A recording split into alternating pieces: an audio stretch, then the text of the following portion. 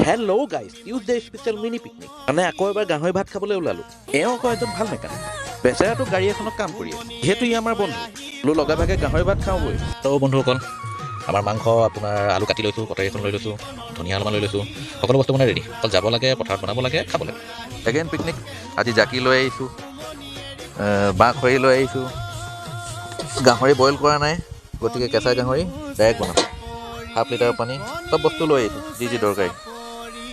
বাকীখিনি চাই যাব আপোনালোকে। আকৌ কলপাতত খাবলৈ সুবিধাকণ পাইছোঁ, গতিকে থেংক ইউ অভিজিত, লাগি থাকা।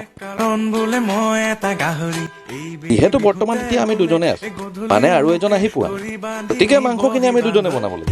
গতিকে আদা, নহৰু, বিলাহী, পিঁয়াজ এভৰিথিং, কাটিং এণ্ড ঢালিং।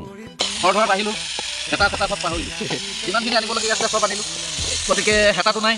হেতাখন এতিয়া আমি হেতাৰ কাৰণে আমি এইটো ইউজ কৰিছোঁ। ৰেম মানে আমাৰ গাড়ী কথাটো হৈ গ'ল যে ড্ৰাইভাৰ মানুহটো, তো গতিকে আমাৰ হেতা এইখনে আৰু। গতিকে আজি ৰেম খেদি হেতা ইউজ কৰিছোঁ।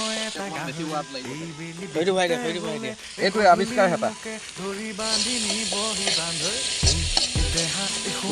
কৰি গ'লোঁ কাশ্মীৰী মিৰ্চ কালাৰ হ'বলৈ। এইটো গাহৰি মছলা, মানে পৰ্ক মছলা।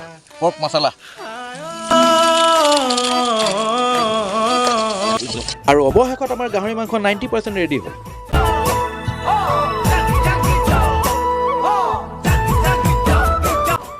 আৰু অৱশেষত আমাৰ বন্ধুজনো আহি গ'ল।